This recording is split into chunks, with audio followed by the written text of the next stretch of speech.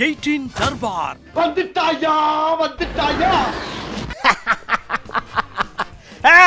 நடந்தது, நடக்க போவது, அறிந்தது, அறியாதது, தெரிந்தது, இப்படியெல்லாம் பேசணும்னு ஆசைதாங்க. ஆனா தர்பாருக்குள்ள ஏகப்பட்ட விஷயம் உங்களுக்காக காத்துட்டு இருக்கு. நாட்டில் பல விஷயங்கள் நடக்கும், அதுல சில விஷயங்கள் மனசுல பதிகிற விஷயங்களை இன்னும் ஆழமா பதிய வச்சு தெரிய வைக்கணுங்கிறதா நம்ம 18 தர்பாருடைய முழு முதற் நோக்கம்.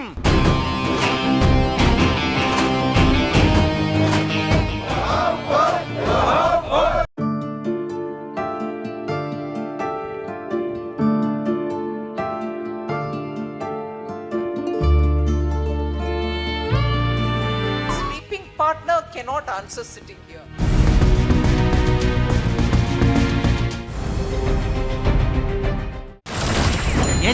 சீனுப்பு மத்திய நிதியமைச்சர் நிர்மலா சீதாராமன் இருக்கார் இல்லையா, அவர்கிட்ட ஏங்க இப்படியெல்லாம் நடக்குதே, கவர்மெண்ட் வரின்ற பேரில் ஸ்லீப்பிங் பார்ட்னராக பாதியை பிடிக்கிட்டு போயிருதே, இதெல்லாம் நியாயமா, இதுக்கு நீங்கள் பதில் சொல்லக்கூடாதா அப்படின்னு கேட்ட கேள்விக்கு நிதியமைச்சரும் பதில் சொல்லியிருக்கிறாங்க. அது என்னங்கிறத பாருங்க. Today government of India is earning more than the broker. We have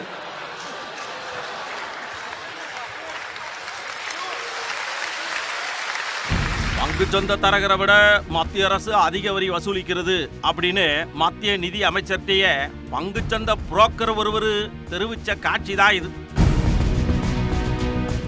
Mumbai பங்குச்சந்தையில நடந்த நிகழ்ச்சியில மத்திய நிதியமைச்சர் நிர்மலா சீதாராமன் கலந்து கொண்டு பங்குச்சந்தை முதலீடு இதை பத்தி பேசியிருக்கார். மத்திய அரசோட வரி விதிப்பு குறித்து அடுக்கடுக்கான கேள்விகளை பங்குச்சந்தை புரோக்கர் ஒருத்தர் கடுமையா உழைக்கிற எங்க மீது அரசு ஏராளமான வரிகளை விதிச்சிட்டு லாபத்தில் ஒரு பங்கு மட்டும் எடுத்துக்கிறதா குறிப்பிட்டார்.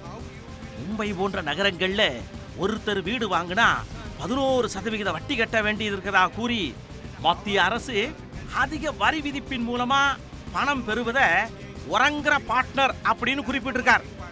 இதுக்கு உறங்கும் பார்ட்னராலெல்லாம் இங்க உக்காந்து பதில் சொல்ல முடியாது அப்படின்னு சிரிச்சுக்கிட்டே பதில் சொல்லிட்டு போயிட்டாங்க மத்திய நிதியமைச்சர் Nirmala Sitharaman. I have no answer for that, but a sleeping partner cannot answer sitting here. A sleeping partner cannot answer sitting here. ஆனா நிர்மலா சீதாராமனுடைய இந்த பதில் தான் இப்போ அங்கங்க விமர்சனத்திற்கு உள்ளாயிருக்கு. அதாவதுங்க, கரண்டே இல்ல, செல்போன் வெளிச்சத்துல படிச்சு தமிழ்நாட்டுல 2வது இடம், அதிக மதிப்பெண்க 492 மதிப்பெண் வாங்கியிருக்கிறாங்க ஒரு பாப்பா. படிப்பு எந்த அளவுக்கு முக்கியம் அப்படிங்கிறத உணர்த்துற சம்பவம் இது. ஆனா அந்த பாப்பா வீட்டுல கரண்ட் இல்ல. இதை நம்ம நியூஸ் 18 தமிழ்நாடு தொலைக்காட்சி செய்தியா போட குடுன்னு அந்த ஏரியா எம்எல்ஏ ஓடி போய் அந்த மாணவியை பாராட்டினதோட மட்டும் இல்லாம கரண்டையும் கொடுக்க வச்சிருக்கிறாங்க. எப்படின்னு இப்ப பாருங்க.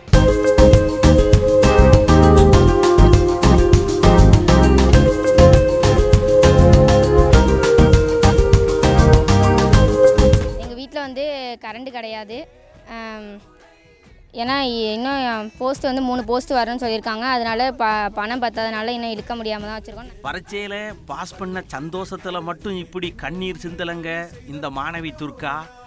கரண்ட் வசதி இல்லாத ஒரு வீட்டில் மகளா பிறந்து இந்த காலத்திலையும் விளக்கு வெளிச்சத்தை மட்டுமே நம்பி படிச்சு 10ஆம் வகுப்பு பொதுத் தேர்வில் 500க்கு 492 மதிப்பெண் வாங்கினா யாருக்குத்தான் ஆனந்த கண்ணீர் வராது. திருவாரூர் மாவட்டம் இருக்குல்ல, கொரடாச்சேரியை சேர்ந்த பாலா சுதா இவங்களுடைய மக துர்க்காங்க. அந்த பகுதியில் உள்ள அரசு பெண்கள் மேல்நிலை பள்ளியில 10ஆம் வகுப்பு படிச்சாங்க. இந்த நிலையில தான் செய்தியாளர்கள்ட்ட தன்னுடைய மகிழ்ச்சியை பகிர்ந்துகிட்ட மாணவி மின்சார வசதி இல்லாத குடும்ப சூழ்நிலைய அப்படியே உருக்கமா தெரிவிச்சாங்க. உடனே நம்ம நியூஸ் 18 தமிழ்நாடு தொலைக்காட்சி இருக்குல்ல, இதை ஒரு செய்தியா அப்படியே போட்டு கவர்மெண்ட் கவனத்துக்கும் கொண்டு போச்சு. இதுக்கிடையே மாவட்ட அளவில் 2வது இடம் பிடிச்ச மாணவிக்கு வாழ்த்து கூறிய திருவாரூர் சட்டமன்ற உறுப்பினர் பூண்டி கலைவாணன் நியூஸ் 18 செய்தி மூலம் அந்த மாணவியினுடைய வீட்டுக்கு மின்சார வசதி ஏற்படுத்தி தர்றதுக்கு மின்சார வாரிய அதிகாரிகளுக்கு பரிந்துரைச்சார். அப்புறம் என்ன, மாணவி முகத்துல மட்டும் இல்லைங்க, அந்த குடும்பத்துக்கே வெளிச்சம் வந்துருச்சு.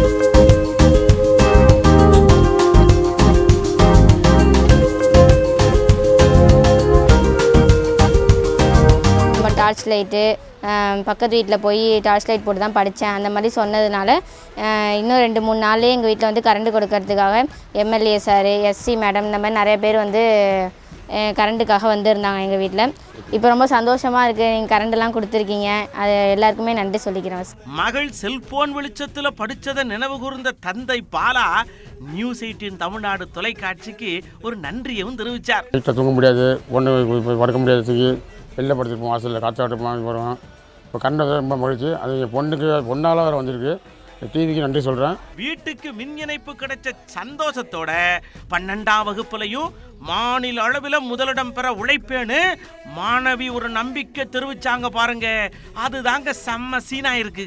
அப்பா ஏய், இந்த விஷமெல்லாம் என்னடா செய்யும் அப்படின்னு வடிவேலு கேட்பார்ல, அந்த மாதிரி தான் இங்கே ஒருத்தர், ஐயா அங்கே மழை பெஞ்சிருக்கு, தண்ணி நிறைஞ்சு கிடக்கு, வண்டி போனால் மாட்டிக்கிறோம், போவாதியே அப்படின்னு சொன்னா, நாங்கெல்லாம் எவ்வளவு பெரிய ரோட்டை பார்த்தவங்க, எங்களுக்கே ரூட்டு சொல்றியா, ரூட்டு தர்றன்னு அழுத்தி கொண்டே உள்ள கொண்டே தண்ணிக்குள்ளே வண்டியை சொருகி நிப்பாட்டி விட்டாப்ல.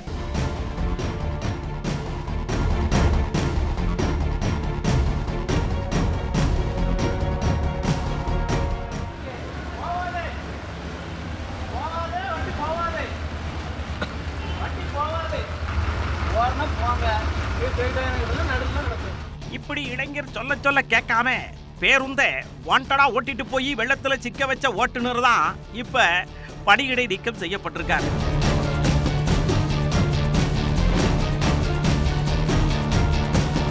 திருநெல்வேலி மாவட்டம் இருக்குல்ல, அங்க வள்ளியூர்ல கனமழை கொட்டுன்னு கொட்டி தீர்க்க நெல்லை நாகர்கோவில் சாலையில இருந்த ரயில்வே சுரங்கப்பாதையில தண்ணி தேங்கி கிடந்திருக்கு. கழுத்து வரைக்கும் தேங்கின தண்ணியில பயணிகளோட பேருந்தை ஓட்டிட்டு போக வேண்டாம்னு உள்ளூர் இளைஞர் ஒருத்தர் எச்சரிச்சிருக்கிறாங்க. ஆனா நான் அப்படித்தான் ஓட்டி கொண்டு செல்வேன் அப்படின்னு அடம்பிடிச்ச ஓட்டுநர் சசிகுமார் அப்படியே பயணிகளோட பேருந்த வெள்ளத்துல சிக்க வச்சு விட்டாரு. அப்புறம் என்ன, குய்யோ முறைன்னு சத்தம் போல தீயணைப்பு வீரர்கள் வந்து 60 பயணிகளை பத்திரமா மீட்டிருக்காவ.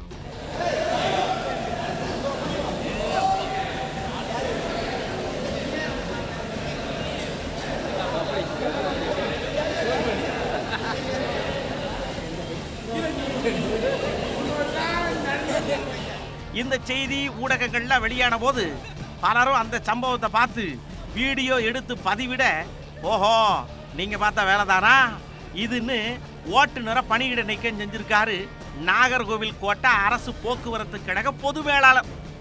சீராயிச்சுல.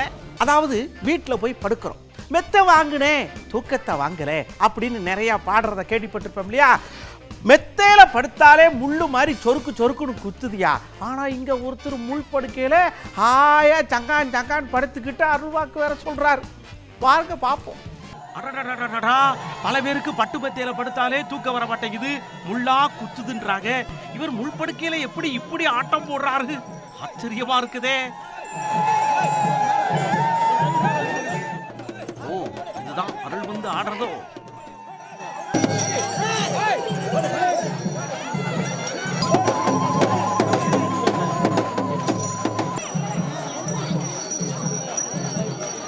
என்ன குறைகள் இருக்கோ மக்கள் வந்து வெளிநாடு வெளியூர் இப்போ எல்லாரும் வந்து திருவிழாவுக்கு வந்து அருள்வா கேட்கறதுக்கு தான் வர்றாங்க. அது எது கேட்குறாங்களோ முள்படுக்கையிலேருந்து உத்தரவு வாங்கியாச்சுன்னா அது நடக்கும். கண்டிப்பாக நம்ம என்ன மனசில் நினச்சி வரோமோ அதே தான் எங்களுக்கு வந்து அருள்வாக்கா சொல்லுவாங்க, அது கண்டிப்பாக நிறைவேறும். பொதுவாகவே பார்த்தீங்க அப்படின்னா கோடை வாசஸ்தலங்கள்னு ஊட்டி கொடைக்கானலெல்லாம் நம்ம போய் சுற்றி பார்ப்போம். அங்கே படுகறியின மக்களுடைய பாரம்பரிய நடனங்களை பார்த்து மகிழ்ந்தா எப்படி இருக்கும்? டண்டனக்கா டம்குனக்கா அப்படின்னு ஒரு டான்ஸ் தான் நினைக்கிறீங்க? கிடையாது, அது ஒரு வித்தியாசமான நடனம். வாங்க எல்லாரோடையும் பார்ப்போம், முடிஞ்சா சேர்ந்து ஆடுவோம்.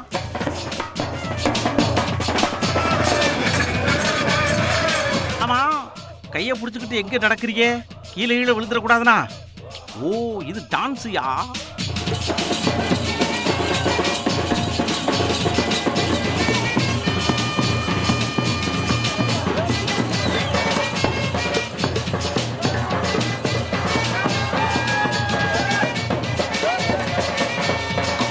டான்ஸ் முடிஞ்ச உடனே சாப்பாடா? அங்க இருக்கிற சாப்பாடு இங்க மணக்குதியா? தூக்குதே. எப்படி டான்ஸ் நல்லா இருந்துச்சுல, கூடவே சாப்பாடும் செமையாக இருந்துச்சுல. எப்பா சாப்பிட்டதுக்கப்புறம் ஒரு குட்டி தூக்கம் போட்டால் எப்படி இருக்கும் அப்படின்னு எல்லாருக்குமே, அதாவது உண்ட மயக்கம் தொண்டனுக்கும் உண்டு அப்படின்னு சொல்லி கேள்விப்பட்டிருக்கோம் இல்லையா. பெப்பரப்பேன்னு காலை நீட்டி படுத்து மட்டமெல்லாம் விட்ட பார்த்து படுத்தோம்னா ரொம்ப சுகமாக இருக்கும். எப்படி படுக்கணுங்கிறத இவகிட்ட இருந்தா கற்றுக்கிறணும். வாங்க பார்ப்போம். அடடா, இந்த யானையை படுத்து கிடக்கிற படுக்கையை பார்த்தா நமக்கு ஆச்சரியமாவும் பொறாமையாவும் இருக்கு. அதுல பாருங்க, எல்லாம் பப்பரப்பேன காலை நீட்டி தூங்க ஒருத்தர் மட்டும் காவ காத்துட்டு இருக்காரு. ஒருவேளை புள்ள பிடிக்கிறவங்க தூக்கிட்டு போயிட்டாங்கன்னா, டே கருப்பா நின்றுகிட்டே தூக்கிடாத, புள்ளை குட்டியை எவனாவது தூக்கிட்டு போயிட்டா அவ்வளவுதான் உனக்கு. பயங்கரமா நின்று காவ காப்பா போலுக்கியா ஒரு ஆளு. காவ காக்கிறதுல கெட்டிக்காரம்ல.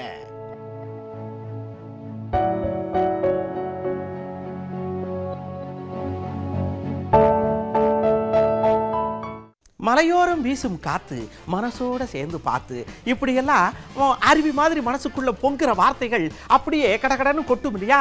இதை அருவியே கொட்டும் போது பார்த்தா மனசுக்குள்ள பட்டாம்பூச்சி தானே பரபரன்னு அடிக்கும்.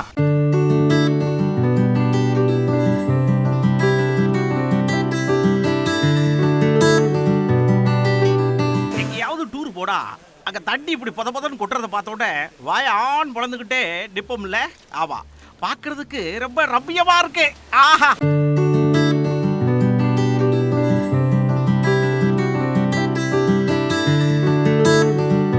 அதாவது மக்களே, அருவியை பார்த்த உடனே மனசுக்குள்ள ஆர்ப்பரிச்சு பொங்குற உங்க உள்ள மாதிரி பூக்களெல்லாம் பார்த்த உடனே படபட படபடன்னு பட்டாப்பூச்சி பறக்கும்ல.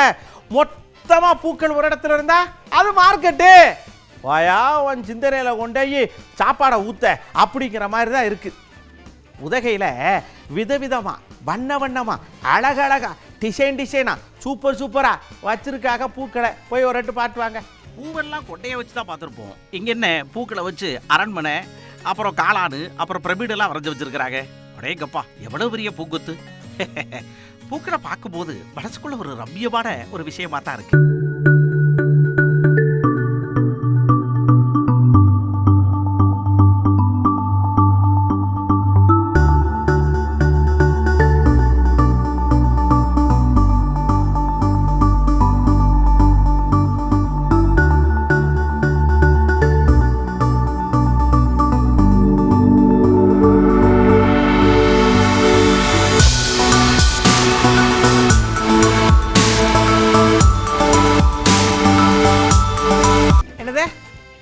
கேட்கல, ஊட்டிக்கு போக முடியலையா பூ கண்காட்சி பார்க்கறதுக்கு? கவலைப்படாதீங்க, கொடைக்கானலுக்கு போங்க. அங்கே இதே மாதிரி கண்காட்சி ரெடி பண்ணிட்டு இருக்காங்க. ஆமாம், போங்க கொடைக்கானலுக்கு போங்க.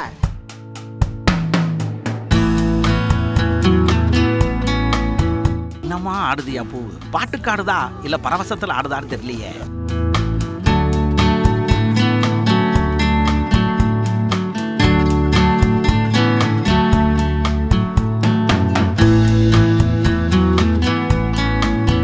மக்களே, ஊரில் இந்த சித்திரை வைகாசி மாதம் கோயில் திருவிழாலாம் வரும். சப்பரம் எடுப்பாங்க, தேர் எடுப்பாங்க, எல்லாம் பண்ணுவாங்க. இங்கே திருப்பத்தூரில் நாற்றம்படியில் ஒரு 100 தேருங்க. நான் என்னமோ தோளில் தூக்கிட்டு வருவாங்க, இல்லைன்னா கயரை பிடிச்சி இழுத்துட்டு வருவாங்கன்னு பார்த்தா இவங்க பண்ண தேர் இருக்குல்ல, நான் சொல்கிறத விட நீங்கள் பாருங்கள்.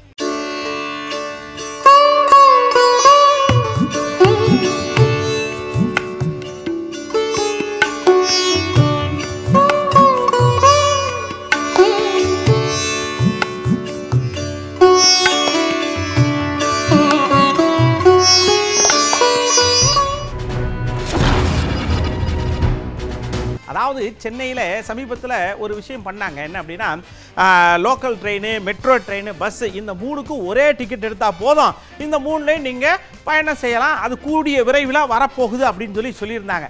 இதைத்தான் நம்ம மக்கள்கிட்ட கேள்வியாக முன் வச்சோம். என்னென்னா சொல்கிறாங்க அப்படின்னு பார்ப்போம். கார்டு சிஸ்டம் வந்துட்டு நல்லது தான். ஏன்னா திடீர்னு காசு இருக்காது, கார்டு இப்போ நான் மெட்ரோ ட்ரெயினுக்கு இப்போ போகிறதுல நான் கார்டு வச்சிருக்கேன். இது 2 கார்டு வச்சிருக்கேன். டக்குன்னு மெட்ரோவில் போனால் ஒரு கார்டு பர்ஸ்லேயே அதிகமாக வச்சிருப்பேன் நினைக்கிறேன். பாருங்க, பர்ஸ்லேயே கூட கார்டு இருக்குது. அந்த மாதிரி கார்டு முறைன்றது ரொம்ப நல்ல விஷயம் தான். கார்டுனா உங்களுக்கு ஈஸியாக காமிச்சு போகிறதுக்கு ஈஸியாக இருக்கும். இப்போ எல்லாம் நாங்களே மெட்ரோவில் போகிறோம்னா கார்டை தான் யூஸ் பண்ணிட்டுருக்கோம். அதனால் நல்ல திட்டம் தான் இது. நல்ல விஷயம் இது, ரொம்ப வரவேற்கின்ற விஷயம் இது. ஏன்னா வந்து கையில் காசு வச்சுக்க மாட்டான், எதுவுமே சில்லற பிரச்சனை இருக்காது. பஸ்ஸு ட்ரெயின் பொதுவாக பார்த்தீங்கன்னா சில்லற பிரச்சனை பயமாக வரும். இது ஓகே, நல்ல விஷயம், ரொம்ப வரவேற்கிற விஷயம் தான். ஆனால் இப்போ மெட்ரோ திட்டங்கிறது வந்து நம்ம வட சென்னையில் கூட நல்லா சூப்பராக பண்ணியிருக்காங்க. நம்ம ஒட்டுமொத்த சென்னையுமே இழைக்கிறதுக்கு ஒரு இணைப்பு பாலமாக இருக்குது. அதுக்கு வந்து இந்த ஸ்கீம் வந்து நான் உண்மையிலே திருப்திகரமாக எதிர்பார்க்குறேன். ஆக்சுவலி அது வந்துட்டு குட் ஐடியா தான், பட் அதில் போத் டிஸ்அட்வான்டேஜ் அண்ட் அட்வான்டேஜ் இருக்கு. இப்போ எங்க மாதிரி படிச்சவங்க வந்துட்டு மெட்ரோ ஆக்சஸ் எங்களுக்கு தெரியும், எந்த பக்கம் போகணும் வரணும்னு. இப்போ வயசானவங்களும் இருக்காங்க, அவங்களுக்கும் அது மாதிரி தெரியுமான்னா நம்மளுக்கு தெரியாது. அதில் வந்து ஃபார் எக்ஸாம்பிள் எக்ஸ்ட்ரா சார்ஜஸோ இல்லை டிரான்சாக்ஷன் சார்ஜஸ்ன்னு இருக்கலாம் மேபி. அது முடிஞ்ச அளவு கம்மியாக இருந்தாலும் இல்லைனா இல்லாமல் இருந்தாலுமே நம்மளுக்கு யூஸ்ஃபுல்லாக இருக்கும். 18 தர்பார் வந்துட்டாயா